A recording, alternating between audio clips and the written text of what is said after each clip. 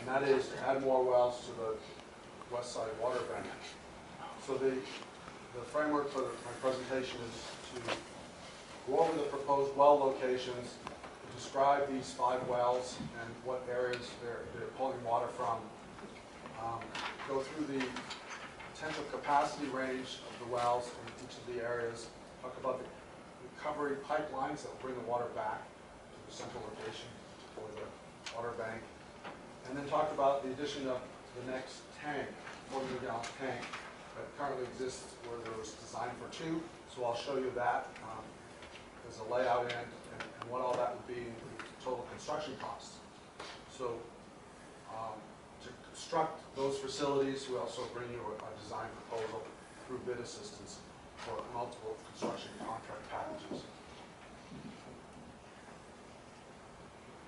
So just to go back to where we are now, this figure shows a layout in red circles, if you will, the existing 9 wells that are in service at the WSSP2, which stands for Water Supply Stabilization Project number 2.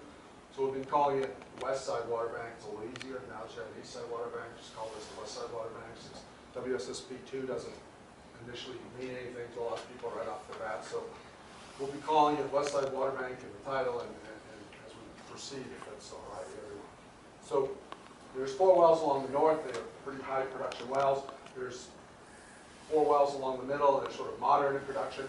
And down on the bottom right, in the southeast, there's a well that's of smaller capacity, well number 15.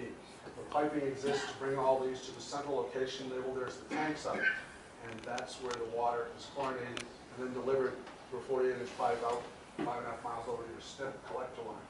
So that's the current layout, and we want to move from here to add additional wells. So there's a couple easements that were provided to you by the solar company as they developed as your neighbor. And one easement is in the northeast. And so you have a corridor to where you can put a well up at West Avenue A, north of the current wells that are on West Avenue A8. So I show here is a red strip, and point to a few things.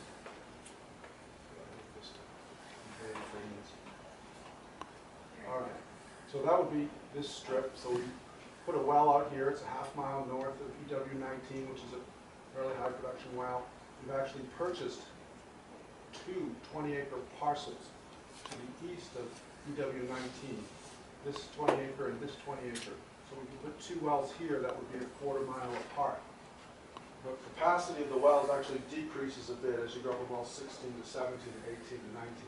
So we made an assumption that there'll be a potentially slight reduction in the wells going a bit further east. But we're not quite sure about north. We think that would be pretty comparable. So that's 3 wells. I'm going to talk more about those 3, but I also want to point to the other side of the diagram over here on the mouse button. Never let go. There we go. So over here, there's another easement that gives you a little bit more distance that you can have between your own property. So you can put a well here on the northeast corner of this sort of extension of land, and then over here we can put a well within the easement, and then you would have 2 wells that would be about a third of a mile apart. Those 2 wells are likely to have substantially higher capacity because the 2 irrigation wells that are nearby, labeled RG6 and M3, both have very good production numbers. The specific capacity of those wells are 25 or over. So when you pump 2,500 GPM, you only have 100 feet of drawdown, or when you pump 1,200 GPM, you only have 50 feet of drawdown. So they're pretty good productive wells. So when we drill those 2 wells, we're expecting them to produce when water levels are up, over 2,000 GPM, as opposed to some of the wells that might only produce, say, 1,000. So I just want you to know that the capacity is most likely going to be higher there than it would be on the far east, but it's still an estimate until we drill a test pump. I want to bring to your attention that there's a big difference in the capacity of the wells when the water level is high versus when the water level is low. This graph represents a stacked bar of all 9 of your current wells. So when the water level is up at 200 or 225 or above, The wells should produce at their design capacity, which is a total of close to 26 MGD. Right now, they're only producing about 13 MGD because the water levels are down about 80 feet to about 280 or thereabouts. So there's a significant drop-off as the water drops 25 feet more, and 25 feet thereafter. And so just want to say that there's this range, and we can use that range when we're defining the potential capacity of the wells. So this is the estimated capacity that we're suggesting will be the case for the wells that I just pointed out. So the 3 northeast wells are shown at the top of the table. Well number 20 and 21 are the ones that I said were going to the east, and we've assumed that they would function about like your current E3, produce about 800 to 1600 GPM, but the wells to the north expected to look a little bit more like EW19 and produce a bit more. So we're labeled here 12 to 2400 GPM. When you add those 3 together, our estimated production capacity from those 3 wells is 2800 to 5600 GPM based on low to high water levels. That's 4 to 8 MGD in total. When you go to the 2 wells on the west side, since they're each likely to be a bit more productive, we've summed them up to each be 1400 to 2800 GPM from low to high water levels. When you add that together, you also have 4 to 8 MGD. And when you put all 5 wells together, it should be 8 to 16 MGD capacity. Add to the 13 is 26 MGD capacity that you have right now. So we wanted to get that out so that you realize the significance of this expansion. It's adding about 60% more water to the pumping capacity you currently have. 20-inch flanges, one on each side of this upper. So right here, there's a flange on this 20-inch line, which was oversized initially to allow several more wells to be brought in. And the same happens on the other side. Over here, there's the same connection on this location. But there's a solar farm now that's being constructed in the middle, so rather than go through, we could come down and around and connect to a point that we left here for bringing in southerly wells. So there's also a connection point here, which is even larger, and bringing in southerly wells. So there's some options in the future you want to bring wells in from the south as to where you connect them into the system to get into the tank site. So basically, the scope has been developed around these 3 wells and that set of pipelines, and these 2 wells and that set of pipelines that's laid out. So with that, pipeline layout and well layout, we've got 5 wells, we've got about 2.8 miles of pipelines, all the 16 and 20-inch pipelines. Now to talk about the tank site. The site was designed so that when it reaches 40 MGD, it would have 2 4-million-gallon tanks instead of just 1 4-million-gallon tank. This is the existing 4-million-gallon tank that sits next to the operations and control building at the treatment site. This is the central point where all 9 wells come together and where these additional wells would come through on their way to being pumped into your system. You can see in the picture, there's a flange, a 90-degree elbow left up. That would be the inlet to the second tank, and on the far side, the picture towards the other tank is the outlet. The 2 outlets come together and leave in a 48-inch pipe that's coming underground. So the pad has already been developed for the construction of this tank. It was part of the last contract, but it wasn't awarded. So we go back out to bid again for the tank. There's some site work that needs to be done in support of the tank. We'll talk about that in the next couple slides. So for the tank, what we did in the last set of project bids was we separated the tank to get the best price, and it worked. We got a really good tank price. You got a really good tank price. And we took and put all the purchases to the tank in the treatment site facilities. So the tank contractor wasn't doing electrical or I&C and mechanical, just building a tank, which is what they're good at. And so we want to do that again. So we have a tank construction contract where we would bid just the tank. With the appurtenances to the tank, the electrical and instrumentation, the reservoir mixer that's electromechanical, and the connections for the piping and valves, and the chlorine injection and chlorine sample lines, and the new chlorine analyzer in the chlorine room would all be put together and put with the same contract as the well equipment, because the well equipment is electromechanical work, and we'll have that contract to do what they're good at, which is more electromechanical work. So basically, we combine light work into light contracts when we bid to get you the most effective pricing, if you will. So with that, this is the construction cost estimate for constructing these facilities. Can I go back? So for 5 wells, drilled and equipped, we estimate that to be about $5.9 million. To build the tank itself is about an estimate of $1.5 million. With the reservoir mixer, the appurtenances that I mentioned, the estimate's $1.75 million. The pipeline for 2.8 miles, 12, 16, and 20-inch pipe is about $2.6, $2.7 million. We had a 15% contingency for this very early conceptual design price estimate, and you come up with $11.8 million. To that, we are adding a small price for the CEQA amendment. This would actually be amendment number 3 to the original CEQA document, because we've got a couple places where we're going outside the original CEQA boundary. So we would amend the CEQA contract to sweep this into the original WSSP2, which is now off the west side. And then there's an engineering design fee for design and construction. I'm moving again, and I'm going to try to get it to stop. So, with that, scope of work, we could produce. There was discussion of 10%, wasn't there, when they talked about water project? No, I had, this is the same slide. Well, like you said, you got a good handle on it, and that's something that you think about. That drops under 13 million. Certainly. And the contingency doesn't necessarily need to get spent, but sometimes you include it for those things that aren't, you know, items that are unknowns to the point where you're getting into detailed design. It seems like engineers spending less money on that. So, let's talk about the separate contracts for a moment. If we drill 5 wells and we have 1 driller with 1 rig, it would go on for almost a year. So what we wanted to do was propose and have 2 drilling contracts, one for the 3 northeast wells and one for the 2 northwest wells. We have the drilling packages really assembled, so it's not a big design effort to put out 2 packages instead of 1. But we do have to track them and run them through separate bids and have separate nearly concurrent bid openings. So there is a little bit of transactional cost, but we believe it would expedite the well drilling. So we're able to show the well drilling and the well equipping and the pipelines and the whole construction such that the wells will be coming online in the summer of 2016 rather than missing the summer and coming out later in next year. So we thought it would be good to try to expedite the well drilling.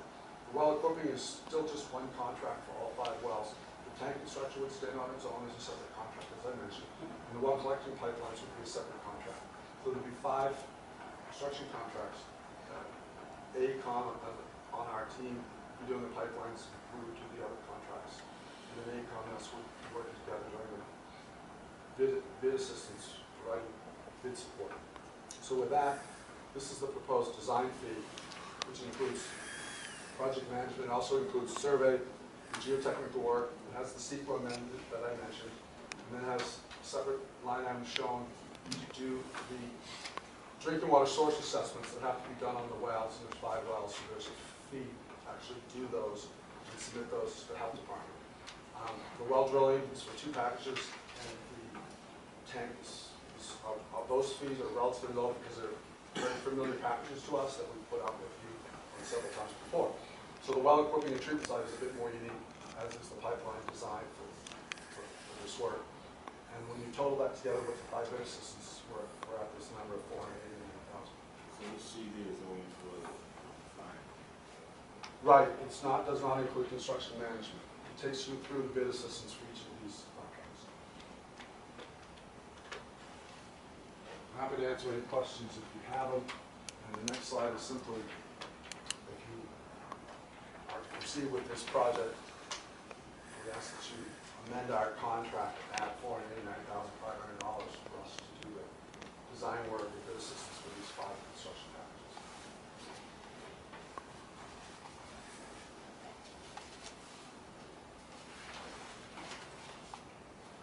How do we know you're submitting a contract, how do we know that's economic and that's the best price?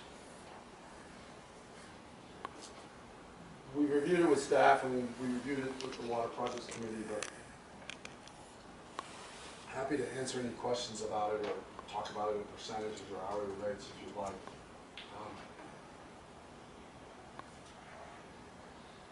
The tank construction is under $10,000 to put together the design package because we've already done it. It's just cleaned out and changed, edited and formatted. And the same with the 2 well drilling packages. We're going to have some specific site locations.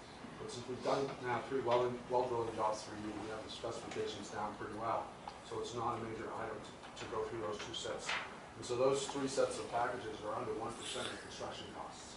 So they're basically being done I almost. can understand a little bit why we're doing this. I don't want to say people, we don't want to bid, but yet any other phases of our work, when we go out to competitive, bid, except, the engineering project, so,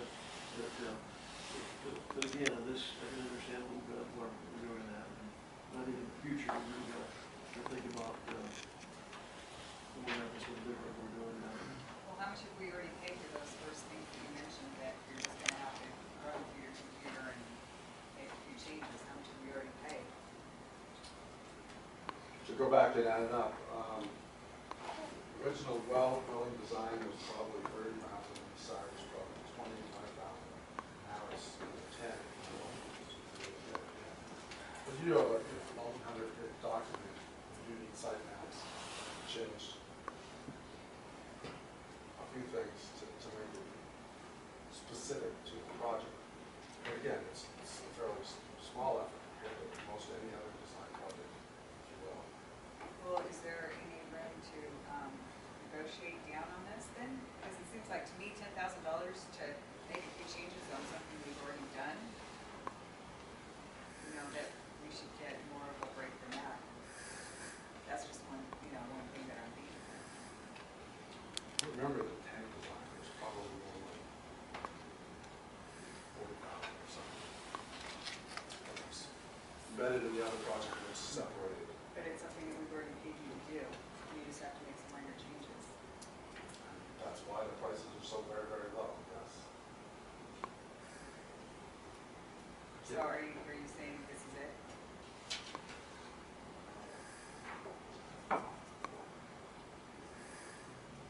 You can talk about anything you want, anytime you want. Well, because it makes sense to me, George, that you brought this up quite a few times, which, I think is a good thought.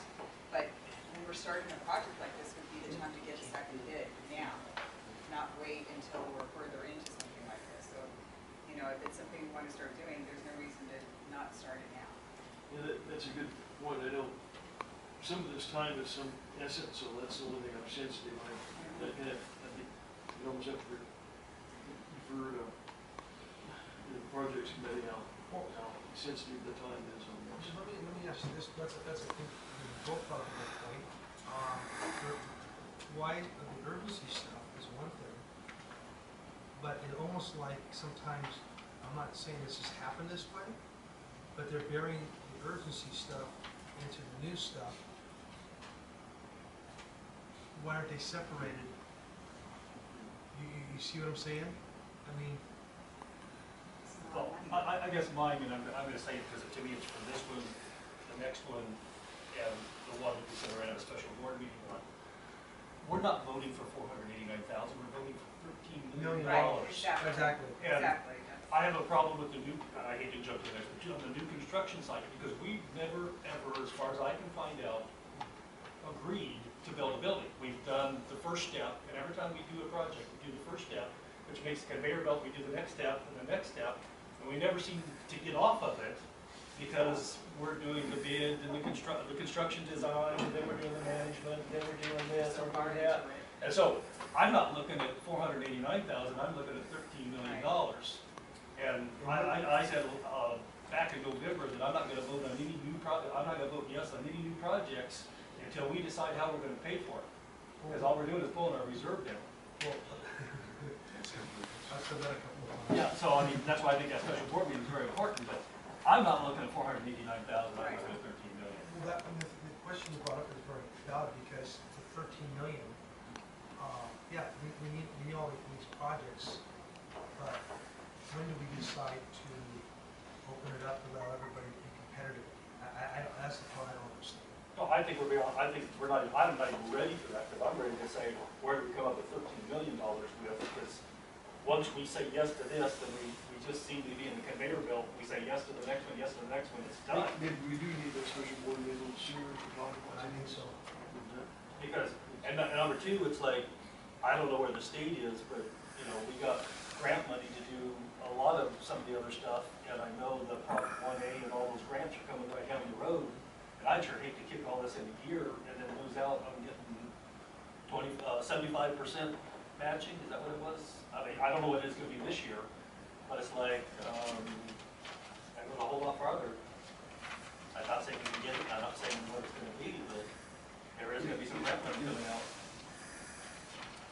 Before this point, is there gonna be, if we start back at a later date, is there gonna be additional cost because of people that are set up now? I mean, do we expect any cost savings?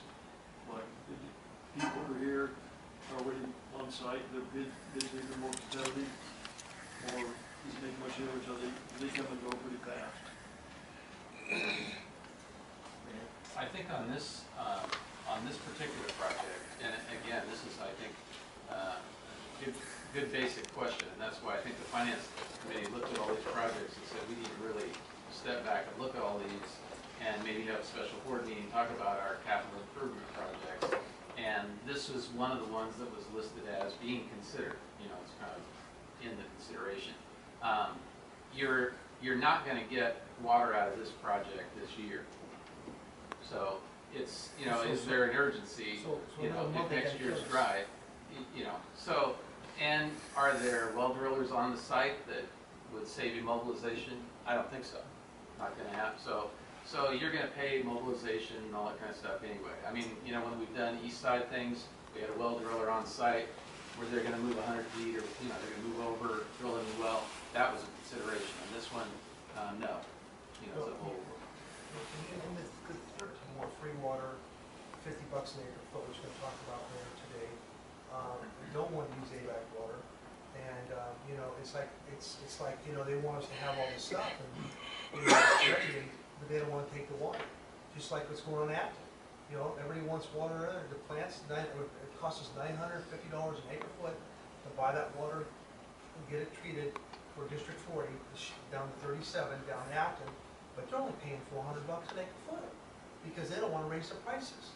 And this is something I've been bringing up for the last 5 years, that we need to sit down and financially figure out, are we going to create zones? Are we going to create this and that? I mean, who's going to pay for these different projects? Because on one hand, to keep the double A rating, we have to have reserves money in the bank, okay? On the other hand, George likes to go ahead and pay everything off. So we pay everything off, then the double A rating goes to triple C rating. Okay, so we have to have a happy medium, and the 25 people that are in our district, that are our team players, you know what? It's time for them to start raising their fees to pay for our water, or do something, because something has to come. I mean, everybody wants to be ready for the next boom, 2 years, 3 years, whatever it is. Well, maybe they need to start paying for the boom now so we can get the money in the kitty to go ahead and build these projects. That's something we need to talk about. That's why we brought up the finance committee. By the way, the finance committee, we wanted to have another finance meeting, special finance meeting, to talk about this. And once we get it schematic, then we're going to bring the whole board in and just do a special on that as well. Maybe we're just not ready for this today. No, we'll stop. Mike's shaking. Mike, we don't have to have this next month, do we? Okay. Dr. Ferguson, could you please show us the slide that indicates the code schedule for these? But before, can you go back to this slide you had? The slide we just had. The one that had a blaze, the one by last week, right? Now we're doing amendment after amendment after amendment right there, and going, you know, we're, you know, over 4 years right there, so. We're just approve an amendment to Kennedy Jakes, January 17th, 2011. So there's always a reason, you know, why we do that. But I don't know if what degree of staff go over these contracts from Kennedy Jakes. We definitely go over the proposals and so forth. We feel like we come with a recommendation, but it does boil down to the appetite of the board on new projects moving forward. And I think that's why it's important to kind of step back and say, okay, how many of these things are we going to do right now? I mean, the last year and a half, we've been pushing pretty hard because we needed pumping capacity, we needed the water. And they make sense too. And it did make sense, and there was kind of a time crunch to get things up to speed. So you might be at the point where the board is saying, you know, it's time to take a breath and maybe kind of look at all these projects and kind of consider where we're at, how far we want to go, and how fast we want to go, and how you're going to pay for it. So, I mean, I think in the past, I think we've been successful. We've well positioned ourselves for this year and for last year, huge success.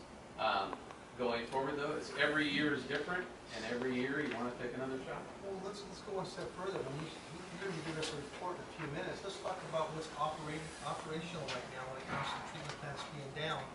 All that very expensive equipment we build, because everybody wants to be a cheapskate out there and wants to pump the groundwater for a fraction of the cost.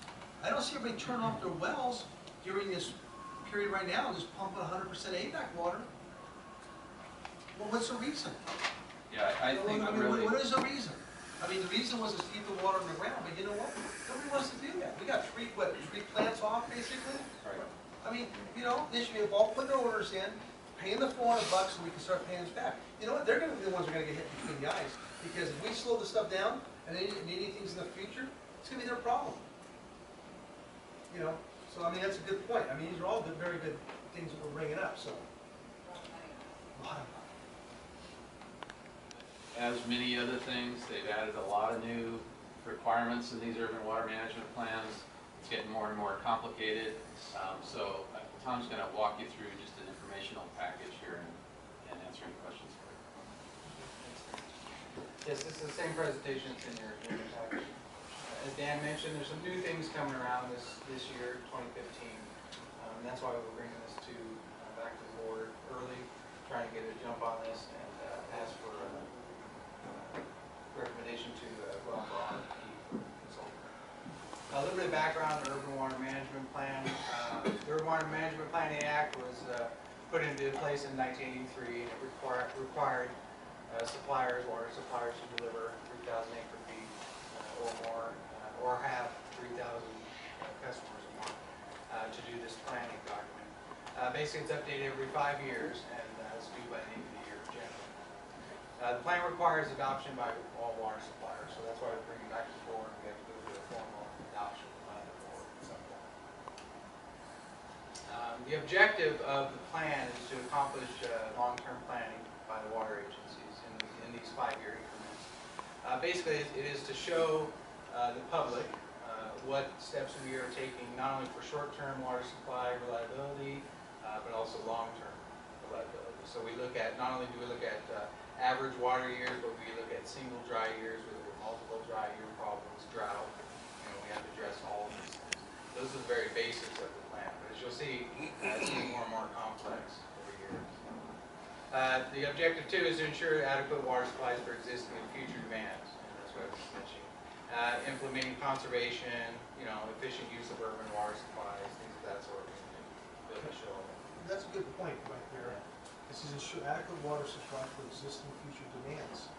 So if they don't start buying our water and they're just pumping it, how do we know what the demand is? Yeah. I mean, that's something we need to bring And up. those are the things that are evaluated. Yeah, we start to look, especially now, you know, where groundwater has become a bigger piece of the puzzle right for us. So now we start to look at that. For the update for this year, for 2015, it is to be submitted to DWR by July 1st. Legislation was passed to actually extend the deadline to from December 31st to July, so that gives an additional 6 months. 2016? 2016. Okay. So water suppliers are advised to have a consultant hired by mid-2015. That's why we're coming to you now. We'd like to get this going pretty quick. Will this go to bid? RFPs, we'll go out for proposals, yeah, and we'll basically, the staff will review the proposals, and we'll bring those back. Jump right into water supply. As of today, our allocation is still at 15%. They did have an operations study or operations meeting yesterday. They presented 9 different operations studies, and all of them were above 20%. So our expectation is that we'll go to 20% when the timing's right for the department, I guess. And it really looks, and I'll show you some more numbers, but it's looking like we're going to get a little bump. Orville is at 70% historical average. First time it's been up to 70% for quite a while. San Luis is at 74%. more to that. Last year,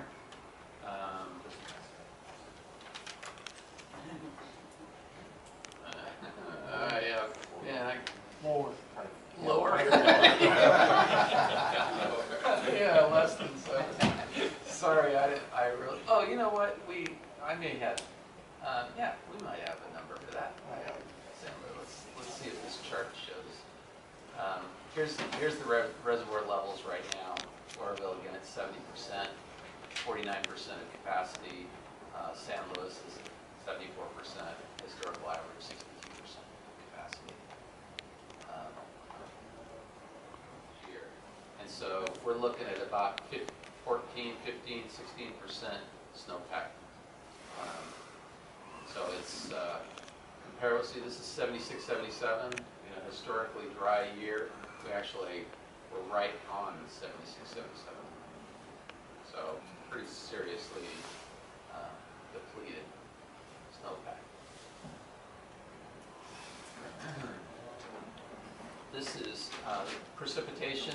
It's a little misleading because this shows how much it's rained or snowed, and it's almost like close to normal here. Here's the normal line right there, or the average, and this is where we're at right now. So it's been warm and wet, or warm and sort of wet, but we just haven't gotten any snow. So this is where we were, kind of at this time, last year. So you get a sense of, yeah, we were quite a bit lower in those reservoir numbers. The department's share of San Luis. So we have continually pumped. It hasn't been big time, but we've continued to pump south of the Delta, and this is water that's passed all the fish requirements and all the conveyance problems and those kind of things. So we have almost 900,000 or so in our share of San Luis. There is some carryover in there, about 180,000 is carryover, including some of ours. But this is what, if we go to 20%, this is what it's based on, is water that we've already gotten south of the Delta. Operations, as Director Donato mentioned, we've got Roseman East Side shut down right now. We've got Quartz Hill just trickling along at 5 MGD. Our extraction wells are pumping at 13.5 MGD. We do have an outage going on right now through Thursday on the Leona Valley feeder. All the customers have been notified and so forth. Roseman did have a little issue, I think, with one of their booster pumps, and so they're taking a little water from 300 GPM from their Sierra highway. So Dan, all the people in the valley, all the wells are working really well, but to take care of their water needs, huh? I'll let John answer this. Yeah, the shutdown was between the pump station on Avenue N and the tank. So the people in the valley are still feeding off the water in the tank. They're still in water. And we think the shutdown is going to be 24 hours ahead of schedule. So we're doing pretty good. So Roseman, Eastside, and Ponto Water District are off because why? Well, East Side and Roseman are off because we're rehabbing the wells, the tanks. So we can't run the plants while that's being done. But the demands are very low. Very so low. That's why we're doing maintenance this time. Thank you, that's what I was. 3 MGD going to Mojave and 10.5 going to 80th and H. This is a chart showing kind of what our groundwater production is. This is our number for January. We don't have the February numbers in yet, but this is 2015 for this year. So you can kind of compare where we were last year, our pumping capability this year versus last year. This 1,800 is what we're hoping our maximum capability will be. But this kind of shows the curve we did last year. But Dan, also, we're gonna have more wells on this year, which will allow us to go over the 1,800 if we had to, right? No? Toward the end of the year, possibly. Oh, the end of the year? Yeah. Okay, I thought, okay. And we started the red in January, I'm sorry, the blue, when we started February last year? We actually February started- last year. Started the We operation. ramped up, and then we started losing some capacity, but added some, and So, yeah, as far as capacity, I mean, one thing about groundwater banking is it's always beneficial to get it going early and keep it going pretty steady, instead of trying to peak with it. But we're getting more and more capability, so